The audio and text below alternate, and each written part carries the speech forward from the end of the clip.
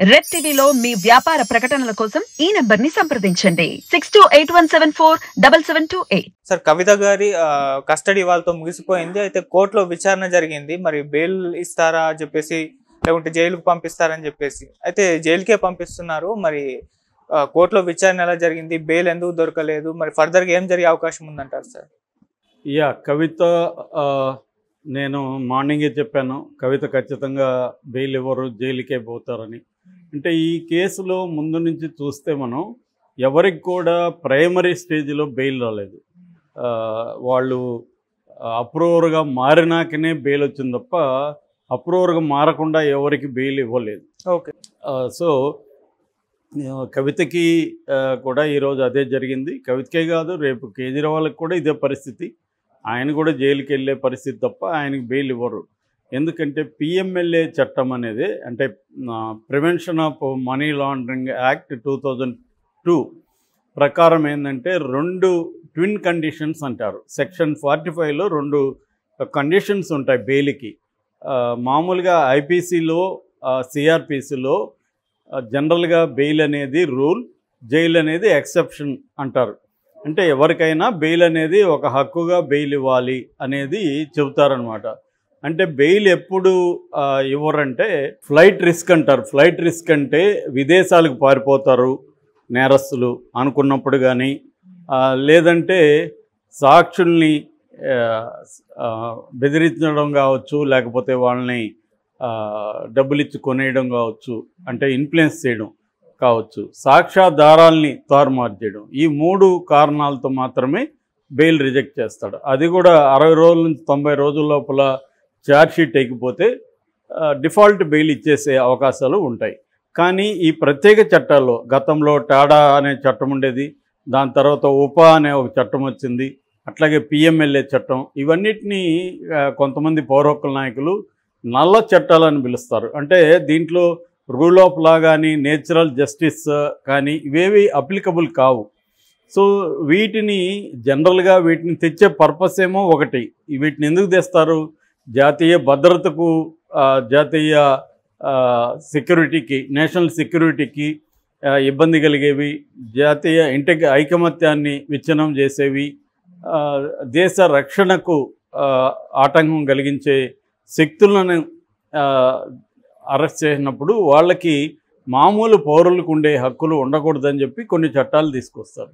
కానీ ఫైనల్గా ఏం జరుగుతాయంటే అసమ్మతివాదుల్ని అరెస్ట్ చేసి పెట్టడం, లేకపోతే రాజకీయంగా ప్రతిపక్షాలని హింసించడం, వాళ్ళని వేధించడం, వీటికో ఈ చట్టాలు ఎక్కువగా ఉపయోగపడుతున్నాయి. సో ఇప్పుడు ఈ విషయంలో తీసుకున్నప్పుడు కూడా అదే జరిగింది. సో కవిత 10 రోజులు అయింది ఈ రోజుకి. ఈరోజు ఆమెను రౌస్ అవెన్యూ కోర్టులో ప్రవేశపెట్టారు. రౌస్ అవెన్యూ కోర్టులో ఆమె కవితకు కూడా వాళ్ళ అడ్వకేట్స్కి కూడా ఇప్పుడు నేను చెప్పే అంశం క్లియర్గా తెలుసు వాళ్ళకి, ఈ కేసులో బెయిల్ ఇవ్వరని. అందుకని కవిత తరపున అడ్వకేట్సు జడ్జి గారిని కావేరి బవేజా ఆమెను ఏం అడిగారంటే, కవితకి రెగ్యులర్ బెయిల్ అడగల వాళ్ళు కూడా, కవితకు టెంపరరీ బెయిల్ అంటే ఇంటీరియం బెయిల్ అంటారు, ఇంటి మధ్యంతర బెయిల్ మాత్రం అడిగారు. అది కూడా కవిత వాళ్ళ బాబుకి ఎగ్జామ్స్ ఉన్నాయి, ఆ ఎగ్జామ్స్ కోసం నాకు మధ్యంతర బెయిల్ ఇవ్వండి అనే కవిత అడిగింది. అంటే కవితకు కూడా క్లారిటీ ఉంది రెగ్యులర్ బెయిల్ ఇవ్వరు వీళ్ళు అని, అందుకని ఇలా అడిగారు. కానీ దాన్ని ఖచ్చితంగా ఈడీ అబ్జెక్ట్ చేసింది, అలా ఇవ్వడానికి లేదు, ఎందుకంటే దీంట్లో ఇంకా విచారించాల్సి ఉంది, ఈమె బయటికి వెళ్తే ఇబ్బందులు ఉన్నాయని. రెండోది, నేను ఇందాక చెప్పిన సెక్షన్ 45 పిఎంఎల్ఏ చట్టంలో సెక్షన్ 45 2 ట్విన్ కండిషన్స్ చెప్తుంది. ఆ 2 ట్విన్ కండిషన్స్ ఏమంటే, ఈ ముద్దాయి నిర్దోషాన్ని కోర్టు నమ్మితేనే బెయిల్ ఇవ్వాలి, లేకపోతే బెయిల్ ఇవ్వకూడదు. నమ్మాలంటే కేసు మెరిట్స్లోకి వెళ్ళాలి, కేసు మెరిట్స్లోకి వెళ్ళాలంటే టైం పడుతుంది, కాబట్టి బెయిల్ రాదు. రెండవది, ఈ ముద్దాయికి బెయిల్ ఇస్తే బయటికి వెళ్ళి నేరం చేయరు అని కూడా నమ్మాలి.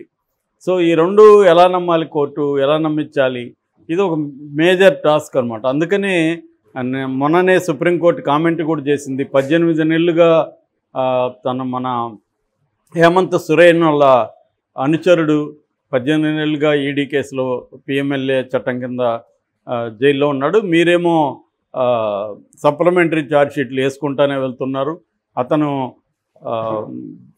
డిఫాల్ట్ బెయిల్కి కూడా అర్హత లేకుండా మీరు చేస్తున్నారని కూడా కోర్టు ఈడీని ప్రశ్నించింది. అయినా ఈడీ అవన్నీ క్యారీ చేయలేదు. అంటే సుప్రీంకోర్టు, సాక్షాత్ సుప్రీంకోర్టు కూడా చేతులు ఎత్తేసే పరిస్థితి కనబడుతుంది. అంటే దానికి తెలిసినా కూడా క్లియర్గా ఎందుకు చట్టము కట్టేస్తుంది సుప్రీంకోర్టుని కూడా. సో అందువల్ల నేచురల్ జస్టిస్ అనేది కానీ సహజ న్యాయ సూత్రాలు కానీ ఈ పిఎంఎల్ఏ చట్టం కింద వర్తించు. దట్ ఈజ్ అందువల్ల కవితకి బెయిల్ ఇప్పుడే కాదు, నాకు తెలిసి కనీసం 6 నెలలు మినిమం అయితే రాదు. ఆమె ఏమన్నా అప్రూవర్గా మారితే వస్తుంది. కానీ ఆమె ఈరోజు కూడా కోర్టుకు వెళ్తున్నప్పుడు ఆమె గట్టిగా మాట్లాడింది. అదేంటంటే ఇది మనీ లాండరింగ్ కేసు కాదు, ఇది పొలిటికల్ లాండరింగ్ కేసు, మా మీద కావాలనే పెట్టారు, నేను ఎట్టి పరిస్థితుల్లోనూ అప్రూవర్గా మారను అనేది కూడా ఆమె స్టేట్మెంట్ ఇచ్చింది. కడిగిన ముత్యంలాగా బయటకు వస్తుంది. అందరూ కడిగిన ముత్యంలాగా బయటకు వస్తారు ఎప్పుడు? 1 year 2 years తర్వాత. అంటే ఈ కేసులు వాళ్ళకి తెలీదా? పెట్టే వాళ్ళకి, బీజేపీకి తెలీదా? వాళ్ళకి కూడా తెలుసు ఈ కేసులు నిలవని. ఎందుకంటే ఈడీ పెట్టిన కేసుల్లో కన్విక్షన్ రేటు 0.42నే, 1% కూడా కన్విక్షన్ రేట్ లేదు. కాబట్టి 5422 కేసులు ప్రత్యర్థుల మీద పెట్టారు 2005 నుంచి. సో ఇదంతా ఏంటంటే ప్రాసెస్ ఈజ్ పనిష్మెంట్ అంటాం. అంటే ఈ ప్రాసెసే పనిష్మెంట్. ఈ 1 year ఆమెని పెట్టడమే వాళ్ళకి కావాల్సింది. ఈ 1 year 2 years కేజ్రీవాల్ని జైల్లో పెట్టడమే వాళ్ళకి కావాల్సింది. అంతేగాని ఇదేదో నిరూపితం అవుతుందని కాదు. సో ప్రత్యర్థులని జైల్లో పెట్టడం వాళ్ళకి కావాలి. సో ఆ రకంగా కవిత కూడా దీనికి బలి అవ్వడమే జరుగుతుంది తప్ప వేరే మార్గం లేదు. ఒకటి ఏంటంటే కేసీఆర్ నాకు తెలిసి ముందస్తు మన మధ్యంతర బెయిల్ ఎందుకు అడిగారంటే ఇంకొక కారణం, ఈ లోపల ఏమన్నా కేసీఆర్ ఆల్రెడీ రాజీ పోవడానికి వాళ్ళని ట్రై చేస్తున్నాడు. బీజేపీతో మేము ఎన్డీఏలో చేరతామని ట్రై చేస్తున్నాడు. అదేమన్నా సక్సెస్ అయితే అప్పుడు కవిత బెయిల్ మళ్ళీ అప్లై చేసుకుంటే అప్పుడు ఈడీ అబ్జెక్ట్ చేయకుండా ఉండే అవకాశాలు ఉంది.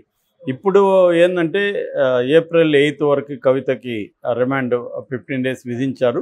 అయితే April 1న బెయిల్ పిటిషన్ మీద విచారణ జరుపుతామని కోర్టు చెప్పింది. సో మళ్ళీ విచారణలో ఏమన్నా ఛాన్స్ ఉందంటే ఎప్పుడు ఉంటుంది? కేసీఆర్కి బీజేపీకి మధ్య అవగాహన కుదిరితే ఈమెకి బెయిల్ వస్తుంది. బెయిల్ వస్తుందంటేనే మనం కుదిరిందని అర్థం చేసుకోవాలి, లేకపోతే బెయిల్ రాదు క్లియర్గా. సో ఆమెను తీసుకెళ్ళి ఇప్పుడు తిహార్ జైల్లో పెడుతున్నాడు. తిహార్ జైలు చాలా పెద్దది, దేశంలోనే పెద్ద జైలు, 400 ఎకరాల్లో ఉంటుంది. అది దాదాపు 6 ప్రిజన్స్ ఉన్నాయి. అది పెద్ద కాంప్లెక్స్, ప్రిజన్ కాంప్లెక్స్. అంటే మొత్తం ఢిల్లీలో 3 ప్రిజన్ కాంప్లెక్స్లు ఉంటాయి. ఒకటి తిహార్ జైలు, ఒకటి రోహిణి, ఇంకొకటి మండోలి. వాటిల్లో కూడా తిహార్ పెద్దది. తిహార్ జైలు కెపాసిటీ వచ్చి 10,000 మంది ఖైదీలకి కెపాసిటీ ఉంటే 20,000 మంది ఖైదీలు ఉన్నారు. దాన్ని బట్టి ఊహించుకో కవిత పరిస్థితి కూడా ఎలా ఉంటుంది. అంటే ఒక రూమ్లో 10 మంది ఉండాలనుకుంటే 20 మంది ఉన్న చోట కవిత ఉండాల్సి వస్తుంది. సో కవితకి ప్రైవసీ ఉండదు, అక్కడ కంఫర్ట్స్ ఉండవు, ఇటువంటి ఇబ్బందులు ఉంటాయి. ఎందుకంటే ఇటువంటి కేసుల్లోకి వెళ్ళిన వాళ్ళ మీద ప్రత్యేకమైన నిఘా కూడా పెడతారు. మామూలుగా అయితే ఎవరి నిఘా లేకపోతే జైళ్ళల్లో డబ్బులు ఇచ్చి కొద్దిగా కొన్ని ఉన్న దాంట్లో కొన్ని సౌకర్యాలు మేనేజ్ చేసుకోవచ్చు. ఒకటి ఏంటంటే ఈమెకి హెల్త్ బాగాలేదు అని చెప్పి హాస్పిటల్లో చేరడం ఒక మంచి పద్ధతి. వాళ్ళకి డబ్బులు ఇస్తే నీకు ఏదో ఒక హెల్త్ బాగాలేదు అని చెప్పి హాస్పిటల్లో అక్కడే ఉంటుంది, హాస్పిటల్లో చేరుస్తారు. హాస్పిటల్లో చేరితే నీకు ఉపయోగం ఏంటంటే సపరేట్ కాటు, బెడ్ ఉంటుంది, బ్రెడ్ అట్లాంటి ఫుడ్ కొంత మంచిది ఇస్తారు, మిల్క్ అట్లాంటిది ఇస్తారు. సో కొద్దిగా అక్కడ టాయిలెట్స్ కానీ అవి కానీ కొన్ని నీట్గా ఉంటాయి. సో చాలామంది ఏం చేస్తారంటే డబ్బులు ఇచ్చి నాకు కడుపు నొప్పనో ఆ నొప్పనో హాస్పిటల్లో జాయిన్ అయ్యి చేస్తుంటారు. అలాగా ఏమన్నా కవిత చేయగలిగితే ఆమెకు కొంత బెటర్గా ఉంటుంది. అదర్వైజ్ ఆమె చాలా ఇబ్బందులు ఎదుర్కోవాల్సి ఉంటుంది. ఎందుకంటే ఆమెకి హై బీపీ ఇవన్నీ ఉన్నాయి, కొద్దిగా లైఫ్ స్టైల్ మెయింటైన్ చేయాలి. అంటే ఉప్పు తక్కువ ఉన్న ఫుడ్ తినడం అవన్నీ అక్కడ సాధ్యం కాకపోవచ్చు. ఎందుకంటే ఇప్పుడు చంద్రబాబుకి జరిగినట్టు కవితకి తిహార్లో జరగదు. అంటే ఇంటి నుంచి ఫుడ్ ఇవన్నీ జరగవు. మొన్నటి వరకు ఈ 10 రోజులు ఆమె ఇంటి నుంచి ఫుడ్ ఉన్నింది, అక్కడ ఏసీ ఉన్నింది వాళ్ళ దీంట్లో, ఈడీ దీంట్లో, అందువల్ల కంఫర్టబుల్గా ఉన్నింది. ఈ కంఫర్ట్ అక్కడ ఉండదు. జైల్లో ఇబ్బందులు ఖచ్చితంగా పడాలి. నాకు తెలిసి మినిమం కేసీఆర్ బీజేపీ కాంప్రమైజ్ అవ్వకపోతే మాత్రం మినిమం 6 నెలల నుంచి 1 year కవిత జైల్లో ఉండే అవకాశం ఉంది. Okay sir.